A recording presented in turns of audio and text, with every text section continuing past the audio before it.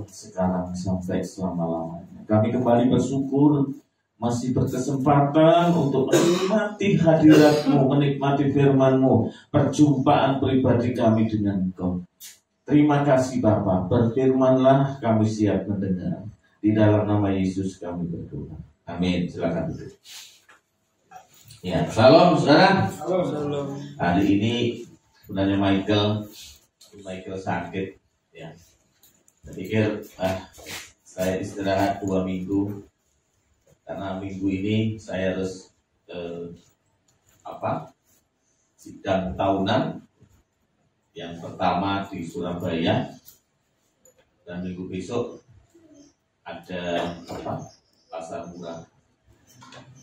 Saudara-saudara yang dikasihi Tuhan Yesus, firman Tuhan pada pagi ini saya melanjutkan yang kedua dalam kitab Pengkhotbah pasal 2, yaitu makna sia-sia. Pengkhotbah 1 ayat 2 berkata, kesia-siaan belaka, kata pengkhotbah, kesia-siaan belaka, segala sesuatu adalah kesia-siaan. Saudara-saudara yang dikasihi Tuhan, di dalam dunia ini kata pengkhotbah, kata Salomo, ya. Kita tahu Salomo itu bukan orang yang biasa, bukan orang yang ekonomi rendah, bukan orang yang memiliki status sosial yang biasa-biasa. Kita tahu siapa Salomo. Kesuksesannya, kehebatannya, dia menyaksikan satu perkara penting, bahwa saudara-saudara yang dikasihi Tuhan, di dunia ini adalah kesia-siaan. Ya. Nah, Yesus datang ke dunia ini bukan sebuah bukan tanpa alasan. Tapi Yesus datang ke dunia ini, saudaraku yang dikasihi Tuhan, supaya saudara dan saya memperoleh kekekalan, memperoleh hidup. Kedatangan Yesus ke dunia ini, saudara, mengajak, ya, menjadikan kita atau manusia yang ada di dunia ini ialah memperoleh sebuah kehidupan yang kekal, kehidupan abadi. Ya, dalam Yohanes 6:33, karena roti yang dari Allah ialah roti yang turun dari surga, dari yang memberi hidup kepada dunia. Jadi kedatangan Kristus ke dunia ini, kedatangan Yesus ke dunia ini bukan bukan tanpa alasan. Tapi kedatangan Yesus ke dunia ini untuk, ya, membagikan, memberikan kekekalan. Sementara di dunia ini, saudara, tidak ada sesuatu yang kekal. Saudara yang dikasihi Tuhan, saya menangkap pengertian lain. Ya, kalau beberapa minggu yang lalu kata sia-sia, hebel, itu yaitu orang yang tidak mampu memahami makna hidupnya. Ya. Kenapa? Karena manusia ini terbatas. Manusia ini terbatas, manusia ini tidak memiliki hal-hal yang berarti sedikit pun tanpa Yesus. Sehingga ketika kita tanpa Tuhan, ketika kita tanpa pimpinan Roh Kudus, kita nggak mampu memahami makna hidup ini. Tetapi saudaraku, sia-sia ini dalam pengertian lain saya tangkap bahwa kesia-siaan itu bicara soal tidak abadi, ya, tidak abadi. Bahkan di situ kalau kita melihat, kalau terjemahan King James Version itu juga, kalau saudara membaca di sana ada penekanan Ya, ada penekanan, vanity of vanities, ya, penekanan. Artinya ya memang betul-betul, ya, di dalam dunia ini, ya, sama sekali tidak ada sesuatu yang bisa bisa abadi, ya. Jadi kalau kita melihat kata ini ada satu penekanan, betul-betul tidak ada yang abadi, ya, betul-betul tidak ada yang abadi di dunia. Itu sebabnya kitab Pengkhotbah berkata bahwa di bawah langit ini sia-sia. Artinya di sini saudaraku yang dikasih Tuhan, bukan berarti kita hidup di dunia ini sia-sia. Bukan berarti kita hidup di dunia ini, saudaraku, ya wes, ya apa sih, nggak perlu berusaha, nggak perlu mengerjakan sesuatu, enggak lah, namanya juga sia-sia. Bukan begitu. Kalau kita percaya Yesus sebagai Tuhan dan Juru Selamat, dan Yesus itu ada di dalam hati kita, maka saudara harus tahu hal penting bahwa kita ini adalah telah memiliki kekekalan karena Yesus. Itu sebabnya orang-orang yang dipenuhi Roh Kudus, orang-orang yang percaya Yesus, seharusnya mempergunakan hal-hal yang dimiliki, mempergunakan hal-hal yang telah dipercayakan Tuhan kepada kita. Tentunya hal-hal yang dipercayakan Tuhan itu juga ya nggak abadi. Kita pergunakan hal-hal yang tidak abadi itu untuk sebuah keabadian. Contoh, kita hidup di dalam dunia ini harus banyak melakukan perbuatan baik. Kita melakukan perbuatan baik bukan untuk surga, ya, bukan itu. Tapi kita melakukan sebuah perbuatan baik karena perbuatan baik itu, kita Bayu katakan, menyertai kita sampai di surga. Jadi perbuatan baik saudara dan saya itu adalah kekekalan. Ya, tidak ada sesuatu yang kekal. Ya. Oleh sebab itu, jangan kita terbalik. Yang kita kejar itu hal-hal yang tidak abadi. Sehingga kita kalau tidak memiliki hal-hal yang tidak abadi itu, seolah-olah keabadian, pemilik keabadian, yaitu Allah sendiri, itu seolah-olah nggak bertanggung jawab dengan kita. Berapa banyak anak-anak Tuhan yang masih mudorosos, masih boleh dikatakan ya masih susah untuk mengucap syukur karena fokusnya kepada hal-hal yang tidak abadi tadi. Fokusnya kepada hal-hal yang tidak abadi itu. Fokusnya kepada hal-hal yang tidak abadi. Ya. Sehingga kurang mengucap syukur. Kurang mengucap syukur. Saudara, ketika hal-hal yang tidak abadi, ya, itu masih belum kita miliki. Kita masih berkata, ya hidupku gak berharga dan sebagainya. Padahal hidup saudara dan saya itu sudah berharga. Kenapa? Karena kita sudah percaya Yesus. Ya, orang-orang yang percaya Yesus itu adalah kekekalan.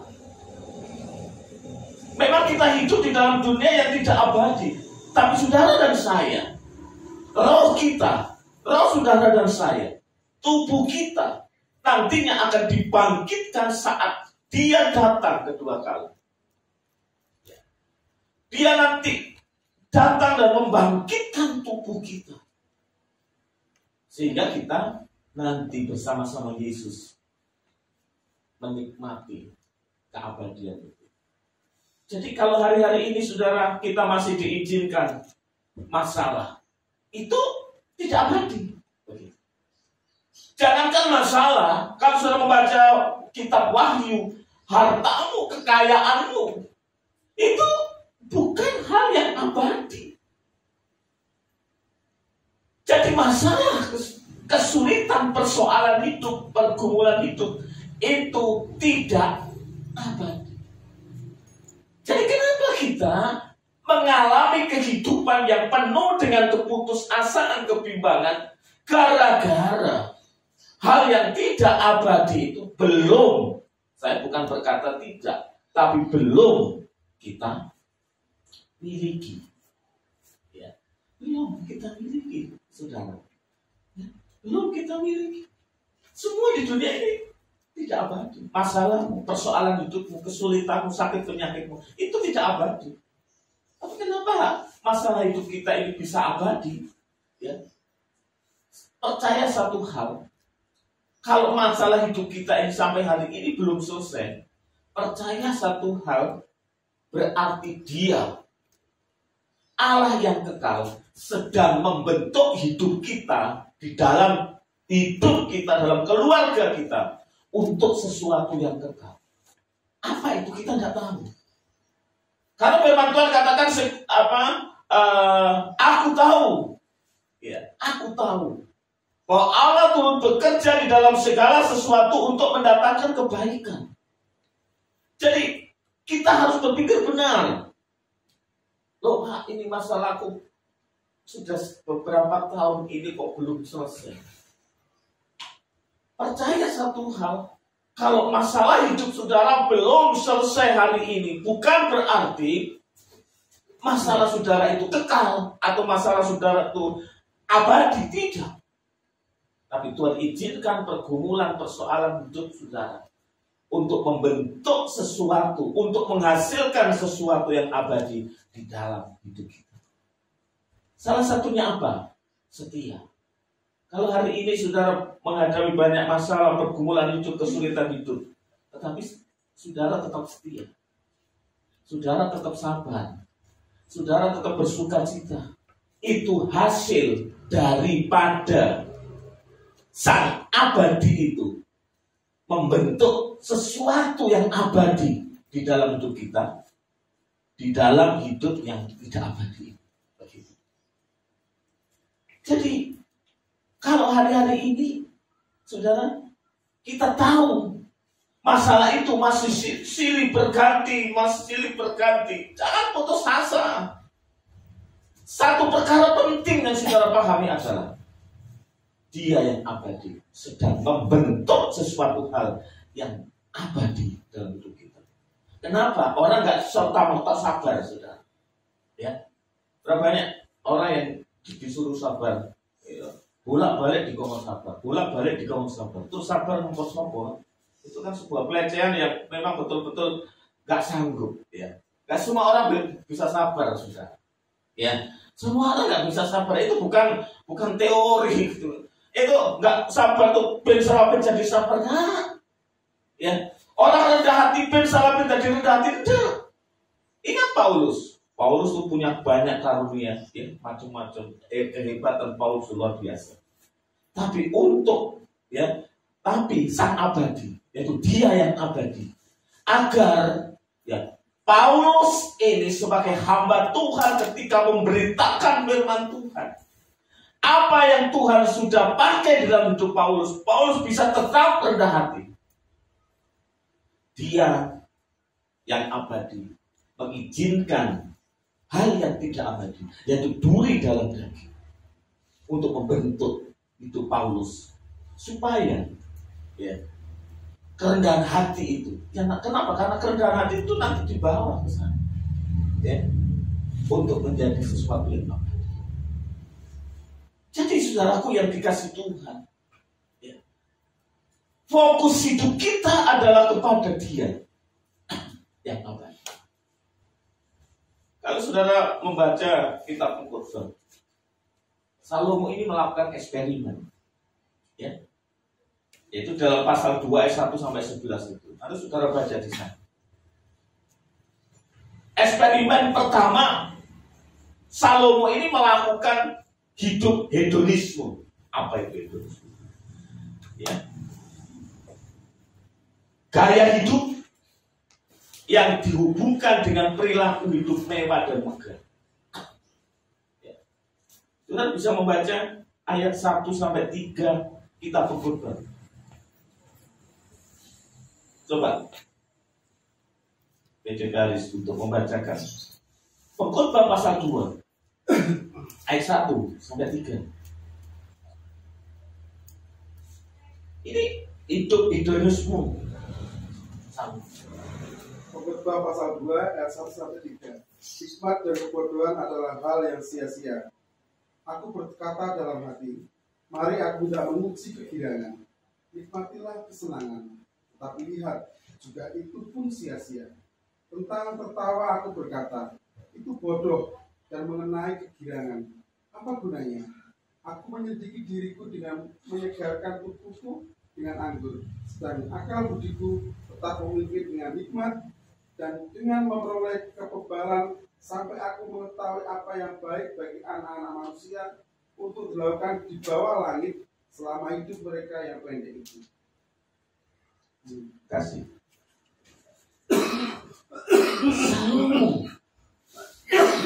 Melakukan hidup gaya hidup yang senang-senang, sudah. Ya, kita bisa membaca dalam seluruh ayat itu. Ya, hal yang senang-senang dilakukan Paulus, Salomo, baik dengan cara dilakukan dengan cara kreatif, baik itu dengan bijak atau dengan kebodohan. Kalau dengan bijak, saudara bisa melihat di situ. Dia bikin agrowisata, dia beli rumah, dia bikin kolam. Wah, itu ide kreatif. Jadi Salomo menggunakan berkat, menggunakan apa yang Tuhan sudah percayakan, yaitu harta, untuk hal-hal yang kreatif, ide-ide kreatif. Bikin rumah, bikin agrowisata, ya, bikin ini kolam, ya. Wah, jadi mungkin Salomo mikir, ya, kalau saya harus mancing, saya nggak harus mancing jauh-jauh, di depan aja. Kalau harus makan buah, saya nggak beli jauh-jauh, ya, di pekarangan. Wah, ini ide kreatif daripada Salomo menggunakan uang itu, ya, sekalipun dia masih dalam konteks hedonisme. Tapi apa Salomo katakan? Ya, itu sia-sia. Itu tidak membangun kesenangan, tidak membangun sesuatu yang abadi di dalam dirinya. Salomo. Jadi kalau orang lagi belanja di mall, ya, atau shopping, kok kira gono masalah? Apa gono masalah? Ya. Apa gak ada masalah? Ya. Apalagi kalau ngajak istri, istrinya juga hedonisme. Beli ini dicopet, harus beli ini, terus ambil baju, api yo, wah cantik banget, waduh coba, ini aku gawin, apa gak tambahin? Astaga, tuku, senang, bukan gak senang saudara. Jalan-jalan di mall itu senang, ya, jalan-jalan di mall itu senang, walaupun capek. Sing kere capek karena mau delok-delok tok. Didelok ini, ya, akhirnya terlalu rohani. Katanya ditumpangi dalam nama Yesus. Ini baju kok bagus ya Tuhan. Taklah nama Yesus, besok milikku. Ya lah, itu imanmu lah. Ya. Tapi yang banyak duit, jalan-jalan muteri, lihat memuaskan mata, beli sesuatu yang banyak. Apa itu senang? Apa itu bahagia? Berapa banyak orang-orang kaya cerai, orang-orang kaya gantung diri, bahkan banyak orang-orang kaya, ya, penyakitnya tuh jantung, darah tinggi, itu ya wis tumpuk. Makanya kitab Pengkhotbah ini kalau saudara baca nanti, ya, itu kadang-kadang nanti saya jelaskan di bawah, kita ini diberi karunia untuk menikmati. Kita nggak kerja, kita nggak punya, tapi kita menikmati itu. Ya. Nah, saudara-saudara yang dikasih Tuhan, namun Salomo juga menggunakan ide kreatif itu dengan dosa. Coba harus baca ayat 8. Ini dosa. Menggunakan ide kreatifnya untuk dosa. Coba. Pengkhotbah 2 ayat 8. Pengkhotbah 2 ayat 8. Aku mengumpulkan bagiku juga perak dan emas, harta benda raja-raja dan daerah-daerah. Aku mencari bagiku biduan-biduan dan biduanita dan yang menyenangkan anak-anak manusia, yakni banyak duit. Nah, ini duit, ya, bisa segalanya, gitu ya. Orang tuh kalau sudah punya duit itu, ya, ada yang kreatif baik, tapi juga ada kreatif dosa, karena uang itu segalanya. Salomo, ya, delok wong ayu-ayu, delok goyangan. Zaman dulu nggak ada goyang apa itu nggak ada, ya toh.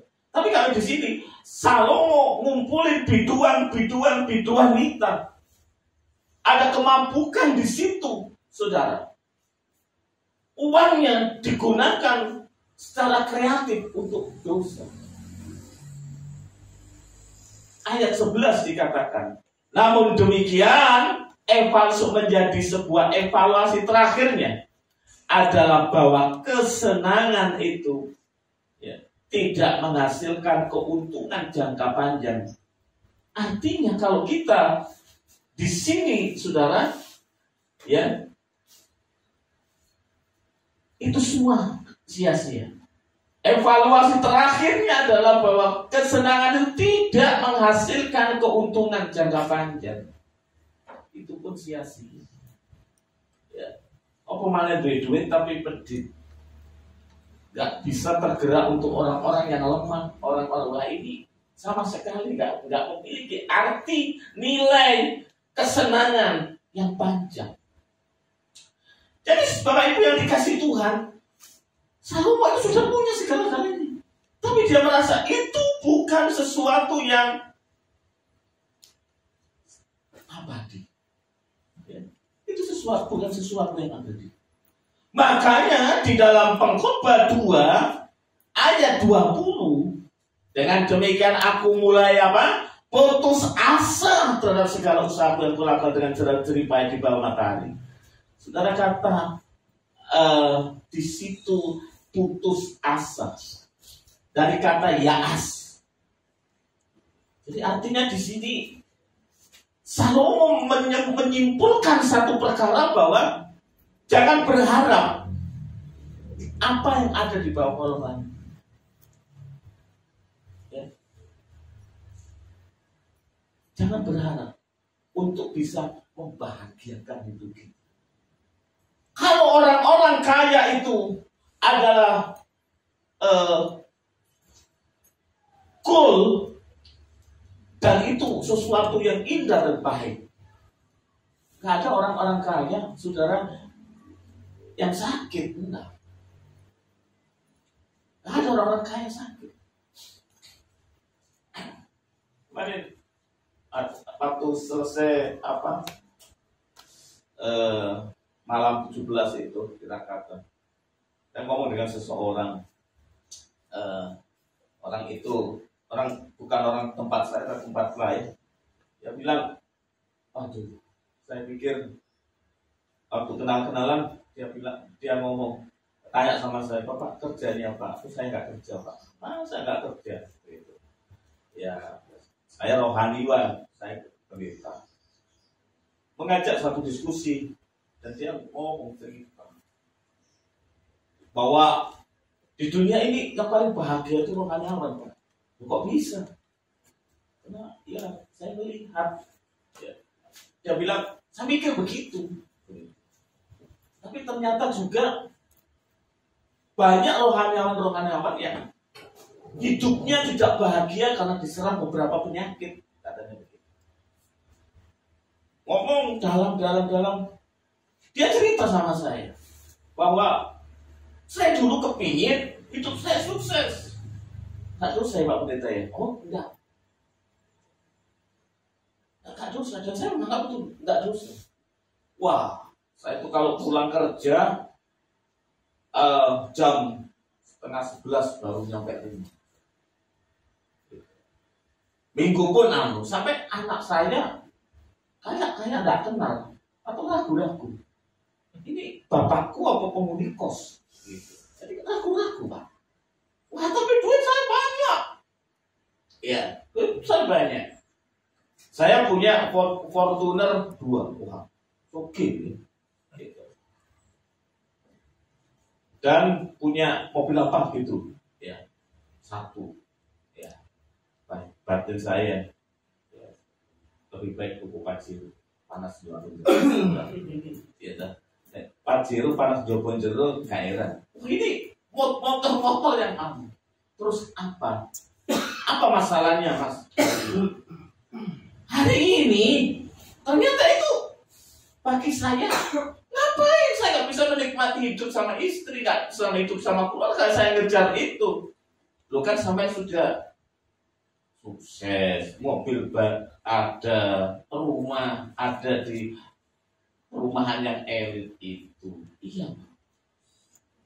Tapi belum selesai cerita, katanya. Kenapa? Dia buka ini apa bajunya. Ini disobek sudah. Ini disobek. Saya ditunjukkan fotonya. Pak, Bapak lihat saya usianya berapa? Mikir sudah. Usianya udah wis tua pun. Ya mungkin tua sampean ya, saya ke-5 gitu. 55. Enggak, Pak. Saya 35. Hah? Hitam saja. Oh, dibandingkan saya segitu ini gitu. Saya ganteng anakku sih. Ini saya gitu. Kok 35 iya? Saya itu tidak. Sekarang saya nggak boleh makan ini. Kulkas saya penuh dengan makanan, tapi yang makan pembantu. Makan pembantu. Saya dulu percaya dengan banyak uang, saya berharap dan saya bisa melakukan apa-apa. Tetapi apa? Saya hari ini ginjal saya rusak dan saya tidak bisa beli ginjal. Saudaraku yang dikasih Tuhan. Orang ini mau katakan apa? Apa yang saya hasilkan, saya nggak bisa berharap terhadap hal itu. Pengkhotbah mengalami. Itu sebabnya saudara-saudara yang dikasih Tuhan, semua itu sia-sia. Bahkan kita pengkhotbah mengatakan kita ini sebenarnya cuma punya hak pakai. Contoh, kita beli rumah, hak pakai. Ya, nanti kita meninggal, sing nempati siapa? Anak cucu kita. Begitu. Ya. Di dunia ini nggak ada kekal dan kita nggak bisa berharap ke sana. Kasihan usianya 35, ya ampun, saudara. Kalau saya ke-5, tahun setengah mati sudah. Terus yang terakhir sebelum kami pisah dengan orang itu, dia buka HP-nya. Ini foto saya 4 tahun yang lalu. Ya Gusti Yesus, ganteng. Wah, saudara. Ganteng mas sampean Mas iki, Pak, ganteng. Karena kan bojoku ya gak gelem. Iki bojoku, Pak, iki. Sampean ganteng. Dibanding sampai iki, bumi dan langit. Terus ireng kempong, rambutnya agak protol. Dia meneteskan air mata. Gak apa-apa. Biar harta saya milik saya nanti dinikmati anak-anak saya. Tapi dari situ, saudara, bukan berarti sukses gak penting, bukan. Ya. Alkitab tidak melarang hidup kita sukses, enggak. Alkitab gak melarang hidup kita ini punya duit, enggak. Semua itu, pelayanan ini juga duit. Ya, Natal juga duit. Jadi bukan berarti duit salah, tapi ketika fokus kebahagiaan kita, sandaran hidup kita ke arah sana, nah ini yang menjadi salah. Itu sebabnya saudara-saudara yang dikasih Tuhan, ketika kita ada di dalam dunia ini, dunia yang fana ini, hendaklah kita ini takutlah akan Allah. Dalam Pengkhotbah 3:14, aku tahu bahwa segala sesuatu di lautan Allah akan ada untuk tetap selamanya. Bukan hanya masalah ciptaan, saudara, Tapi rencana-rencana Allah, ujian, cobaan, itu tetap selamanya ada. Itu tak dapat ditambah dan tak dapat dikurangi. Jadi apa yang sudah ditentukan Tuhan nggak bisa ditambah, nggak bisa dikurangi. Ya. Pengkhotbah katakan indah pada waktunya. Kan? Jadi kalau belum waktunya, ya disyukuri begitu. Allah berbuat demikian supaya manusia takut akan Dia. Dari kata yare. Apa yare? Takut di sini diartikan menghormati Dia, mengakui Dia sebagai posisi, sebagai individu yang layak mendapatkan tempat utama di dalam hidup kita. Itu orang-orang yang nantinya akan dibahagiakan. Hidup jangan ngejar nomor, pasti kalangan nomor. Ya. Ojo kejar nomor. Kenapa banyak orang-orang kepingin nomor 1? Saudara, percayalah hidup kita nggak akan pernah nomor 1. Nomor 1 pemilik itu kan. Kalau kita sampai mengejar supaya hidup kita nomor 1, kalangan nomor, saudara. Orang kalau ngejar duit kalangan nomor, ngejar duit meninggalkan ibadah kalangan nomor, ngejar duit meninggalkan pelayanan pasti kalangan nomor. Gak mungkin orang diberkati ketika kita mencoba Allah nomor sekian, sementara kita nomor 1. Jangan harap dapat nomor 1, jangan harap dapat nomor 3, kalangan nomor. Tapi kalau yang abadi itu kita utamakan, percayalah kita akan dapat nomor cantik. Amen. Jadi ini nggak kekal dunia, nggak ada yang abadi. Ya. Makanya kita perlu percaya bahwa ketika kita sakit, katakan ini sakit, kata kita pengkhotbahku nggak abadi, dan hari ini pun saya hanya menunggu waktu untuk aku sembuh. Nggak abadi. Tapi kenapa yang nggak abadi itu kok menjadi fokus kita? Sementara Dia yang abadi, Dia yang menyediakan surga, Dia yang menyediakan berkat, Dia sumber dari segalanya. Sementara kita kurang hormat. Jadi saudara, selama kita ada dalam dunia ini, ya, kita harus hormat sama Tuhan aja lah. Yes. Di samping usaha bekerja, yes, hargai Tuhan, hormati Tuhan. Dengan demikian apa? Hidupmu nanti akan ini bahagia. Walaupun orang berdosa yang berbuat jahat 100 kali hidup lama, namun aku tahu bahwa orang yang takut Allah akan beroleh apa? Kebahagiaan. Sebab mereka takut terhadap hadirat. Hormati Gusti Allah. Nomor 1. Ya. Ojo diduno nomor ini. Kelangan nomor. Wis salah kelangan nomor. Kita pengkhotbah mengatakan apa? Kepengin bahagia hari ini. Kepengin bahagia, takut akan Tuhan. Ya.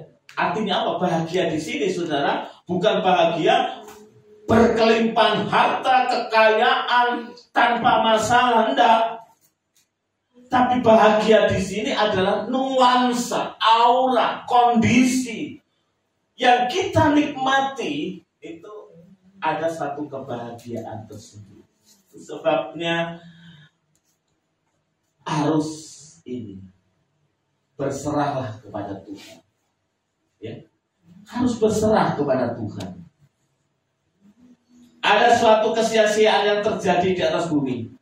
Ada orang benar yang menerima ganjaran yang layak untuk perbuatan orang fasik, dan ada orang yang fasik menerima pahala yang layak untuk perbuatan orang benar. Aku berkata ini pun sia-sia. Saudaraku yang dikasihi Tuhan, kadang Tuhan itu untuk membuat kita lebih berserah, seolah-olah kita diizinkan menghadapi sesuatu yang tidak adil. Contoh, Orang yang tidak pernah ke gereja, orang yang tidak hidup dalam kebenaran, sepertinya kekayaannya lebih banyak, berkatnya lebih banyak. Sementara kita sebagai orang-orang percaya yang sudah taat, sudah melakukan hidup benar, tapi masih diuji, masih menghadapi berbagai masalah hidup, bahkan sakit, bahkan kekurangan. Inilah tujuannya, supaya kita berserah. Pasal 9 ayat 1, sesungguhnya semua ini telah kuperhatikan, semua ini telah kuperiksa, yakni bahwa orang-orang benar dan orang-orang yang berhikmat dan perbuatan penuh mereka, baik kasih maupun kebencian di tangan Allah, manusia tidak mengetahui apa yang dihadapan. Ketika Salomo memperhatikan, ketika Salomo memeriksa, saudara-saudaraku yang dikasih Tuhan, Salomo ada satu perkara, taat, berserah kepada Tuhan. Kenapa? Kadang kita ini sudah kita prediksi hidup kita, A, B, C, D, O diprediksi. Bukan aur-auran, bukan acak-acakan, tapi hasil yang kita terima terkadang berbeda. Itu sebabnya, saudara, kita harus tetap berserah kepada-Nya. Ya, kita harus berserah. Kita harus berserah kepada Allah. Kita kadang-kadang mengalami hal seperti ini. Kita sudah benar, tapi kita ada masalah. Mereka hidup dalam kefasikan, tapi kok enak yo? Urip enak. Bisa selfie nggak status, ya. Lagi menikmati hidup. Lagi quality time. Ada quality time di warung, di gak apa-apa. Ini quality time di kafe besar, di shooting, gurami, ya toh, panggang ayam, gede-gede shooting, kayak editan, do shooting teman. Sementara kita, kusang jempale hidup di dalam Tuhan, terus ngelakoni noleh itu, kok enak. Saudaraku yang dikasih Tuhan, ya. Bukan Tuhan gak adil, enggak. Bukan Tuhan gak adil. Tapi saudara yang hidup taat, saudara tahu apa itu yang abadi. Tapi mereka yang hidup dalam hedonisme foya-foya tidak tahu apa yang abadi. Kesenangan mereka hanya terbatas. Jangan cemburu, jangan iri hati dengan orang-orang fasik. Ya. Jangan iri hati dengan orang-orang fasik. Ya. Semua itu ada di tangan Tuhan. Dan satu perkara penting, saat kita punya yang kekal, nggak mungkin untuk masalah-masalah yang tidak kekal tidak dipersiapkan. Padahal kalau kita ini tidak punya sekalipun, tadi di depan saya katakan kita sedang punya karunia menikmati. Orang yang dikaruniai Allah kekayaan, harta benda dan kemuliaan, sehingga ia tak kekurangan suatu apapun yang diinginnya. Tapi orang itu tidak dikaruniai kuasa Allah untuk menikmati, melainkan orang lain yang menikmati. Inilah kesia-siaan penderitaan yang pahit. Ya, ada kata syarat. Ya, ini artinya apa? Yang mendominasi untuk masuk dari makanan minuman itu bukan dia. Saya pernah kenal satu orang, dia punya perusahaan tempat tidur itu. Sudah tahu banyak, ya. Tapi tidurnya, saudaraku, nggak boleh di tempat tidur yang enak itu, nggak boleh. Tapi tidurnya itu di kayu, karena dia punya sakit tertentu. Tapi siapa yang menikmati anggur? Buah anggurnya, jeruknya, apelnya, anak buahnya. Bahkan dia bisa membelikan anak buahnya, manajernya, mobil yang bagus-bagus. Ya. Tapi dia apa? Nyopir nggak bisa. Oleh sebab itu, saudaraku, apa kita perlu seperti ini? Kan enggak. Kita ini kalau boleh punya dan bisa menikmati, tapi jangan sampai kita punya tidak bisa menikmati. Ya. Perlu kita menjaga hati, menjaga pikiran kita, supaya hidup kita ini lebih benar. Saya seringkali menikmati begini, sudah karunia menikmati. Banyak kalau diceritakan tidak cukup. Ya. Saya nggak bisa, tapi saya punya. Ya. Saya nggak bisa memiliki, saya nggak bisa membeli, tapi saya bisa memiliki. Ya. Bukan karena saya punya uang. Saya cerita. Dulu saya digaji, tapi saya jenenge kulkas, ya, lemari es. Saya nggak punya, saudara. TV pun nggak bisa beli, ya.